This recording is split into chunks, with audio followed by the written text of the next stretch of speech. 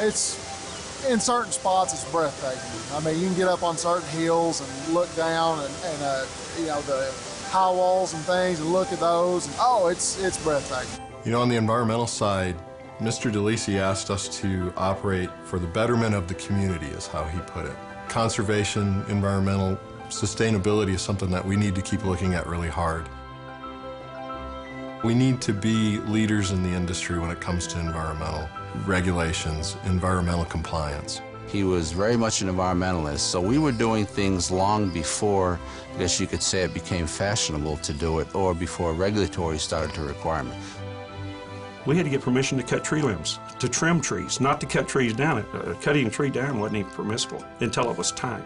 In our quarries, we didn't cut a tree until it was time to produce that rock in that area.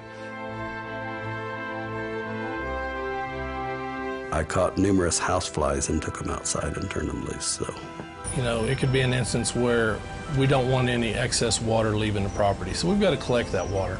Now what are you going to do with it? We can't just dump it down the drain. We can't dump it down the city storm sewer, so we will recycle it.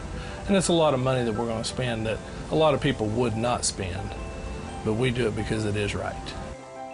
When we acquired some ready-mix operations in Louisiana, one of the plants sits right next to a wetland area, and the previous owners had for years discharged their waste concrete, and we spent nearly $300,000 cleaning up this wetland. We planted hundreds of trees, and we put it back to as close to its original state as we could.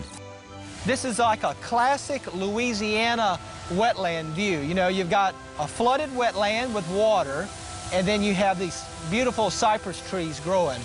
And these cypress trees are the ones that we planted here in 2005, and look at them now. They're 25 feet tall. So they've really grown a lot, very healthy, nice cypress trees. We have committed 458 acres that will be a stream and wetland preserve for now until the end of time.